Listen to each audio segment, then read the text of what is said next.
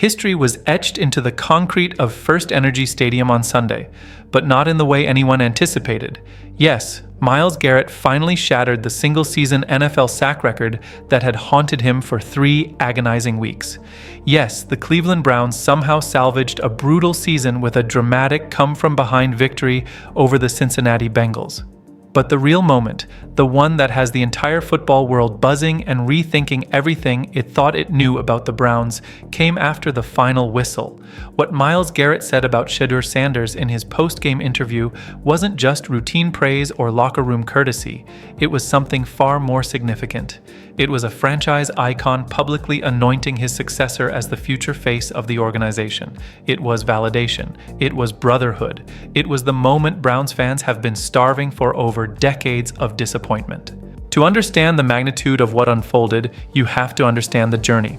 For 3 straight weeks, Garrett had been chasing history. Sitting at 22.5 sacks, just half a sack shy of immortality, he became the singular focus of every opposing offensive game plan. Double teams, triple teams, chip blocks, quick throws, entire playbooks redesigned solely to keep him from reaching the quarterback. The pressure mounted, the frustration simmered, and then came the season finale against Cincinnati, a game destined to define legacies and expose the true character of this Browns roster. For 3 quarters, it looked like history would slip through Garrett's fingers yet again. The Bengals' offensive line did everything humanly possible to shield Joe Burrow from the monster off the edge. Double teams on nearly every passing snap, lightning quick releases, max protection schemes. Garrett was denied his moment, and with every snap, you could feel the tension building. But champions always find a way. With just 5 minutes remaining in the 4th quarter, the Bengals made a fatal error. They left Myles Garrett in a one-on-one matchup, and he made them pay in full. Garrett exploded off the edge, obliterated his blocker with a vicious speed rush, and dragged Joe Burrow to the turf for sack number 23. History. The single-season NFL sack record was his. The stadium erupted. Teammates flooded the field in one of the purest displays of joy and unity you'll ever witness in professional sports. Defensive players, offensive players, coaches, everyone celebrating a man who had just accomplished something no one in NFL history ever had. 23 sacks in a single season while playing for a team with the worst offense in the league. Think about that for a second. Garrett broke the record despite having fewer pass rushing opportunities than any elite edge rusher before him. Opponents rarely needed to throw because they were often playing with a lead. That context doesn't diminish the achievement, it amplifies it. What Garrett did was not just historic, it was extraordinary. When asked about the moment, Garrett responded with humility and honesty. He admitted how brutal the challenge was, how rarely the Bengals even dared to leave him in single coverage. 3 true one-on-one looks the entire game, and when the opportunity finally appeared, he seized it. That's what legends do. They don't need volume. They need one moment, and they make it count. But this is where the story takes a turn no one saw coming. Because while Garrett's record will dominate the stat sheets, what happened next will define the future of the Cleveland Browns. With the game still on the line, Shedeur Sanders was tasked with leading a game-winning drive. No safety net. No excuses, just a rookie quarterback carrying the weight of an entire franchise, stepping into the most pressure-packed moment imaginable, with his team's season and a franchise legend's historic night hanging in the balance. And he delivered. Sanders marched the Browns down the field with surgical precision. Clutch throw after clutch throw, calm reads, ice-cold composure, 3rd down conversions when everything was on the line. He put the team in position, and Dustin Hopkins sealed it with a walk-off field goal as time expired. Browns win, Garrett gets his record, and Sanders proves yet again that he has the mental toughness, poise, and clutch gene required of a franchise quarterback. But what truly shook the football world was what Garrett said afterward. When asked about watching Sanders lead that drive, Garrett didn't hedge, he didn't speculate. He spoke with certainty. He said that once they reached field goal range, he knew it was over. Not hoped, not believed, knew. That level of confidence, coming from a future Hall of Famer who had just etched his name into NFL history, says everything. I knew he was going to seal it. That isn't optimism. That's trust. And then Garrett drove the message home. He said it didn't matter whether it was the first game of the season or the last. He was proud of him. proud. Let that sink in. Myles Garrett, the unquestioned face of the Cleveland Browns for years, the man who carried this franchise through endless losing seasons, publicly declared his pride in Shedeur Sanders. That's not just a compliment.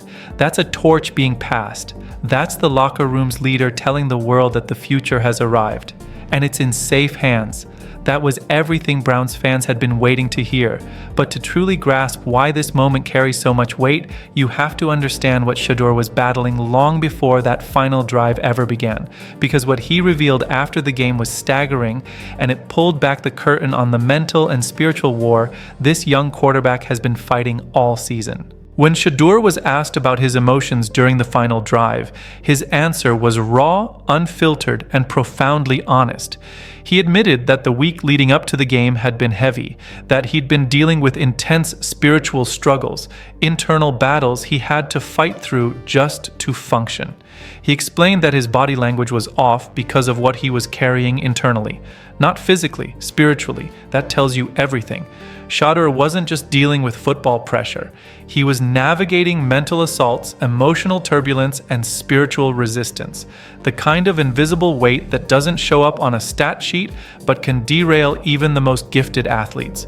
This went far deeper than missed throws or blown protections. Now step back and look at what this rookie has endured. He's been asked to lead an NFL offense behind one of the worst offensive lines the league has seen in years. He's been undermined by a coaching staff that appeared more interested in justifying a replacement than developing their quarterback. He lost his most trusted weapon when Cedric Tillman went down. Week after week, he's been bombarded with criticism, doubt, and non-stop speculation about whether he's the guy. And on top of all that, he's been fighting spiritual battles that affected his confidence, his presence, and his composure. But this is where the story turns, where it becomes something special. This is where you see how real championship cultures are forged. Shedeur went on to describe what happened at halftime, and what he said next explains why this Browns locker room is different. Once they got into the locker room, his closest teammates and friends pulled him aside. They spoke life into him. They encouraged him. They gave him something solid to lean on in the most crucial moment of the season. That's brotherhood. That's what real teams do. They don't let their quarterback drown in negativity. They don't pile on when things look shaky.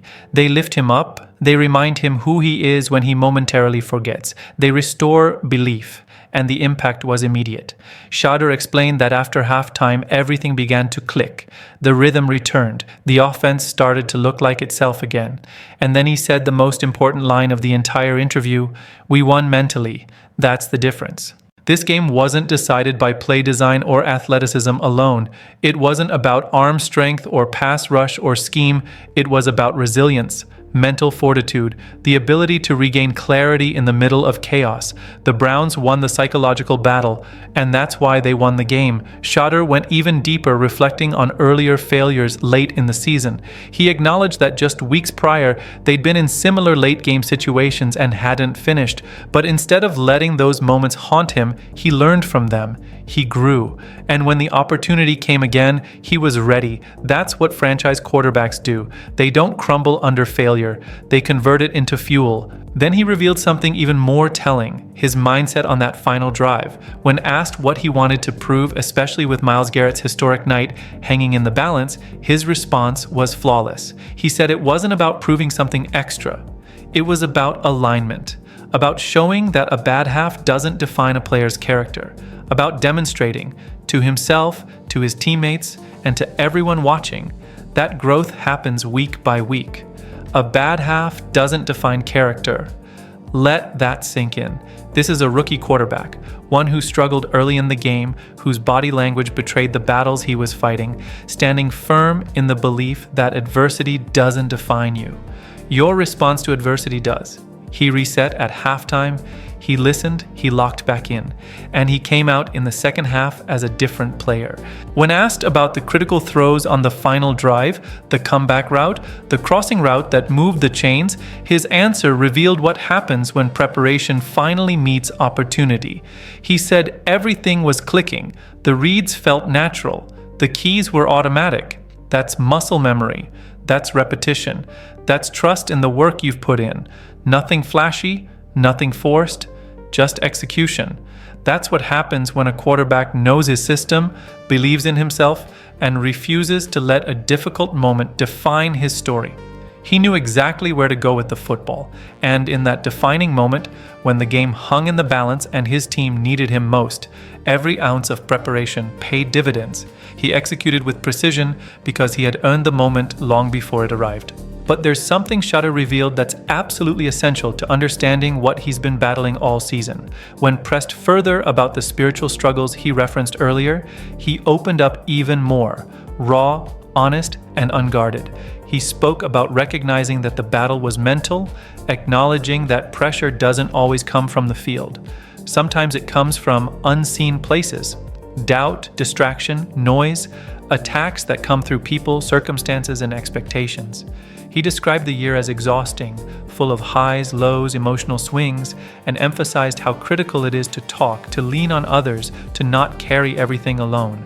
What he was really saying is this: forces have been working against him all year. Whether it's internal uncertainty, external criticism, subtle sabotage, or the crushing weight of expectation, the assault hasn't just been physical, it's been mental and spiritual. And then he said something that revealed remarkable wisdom.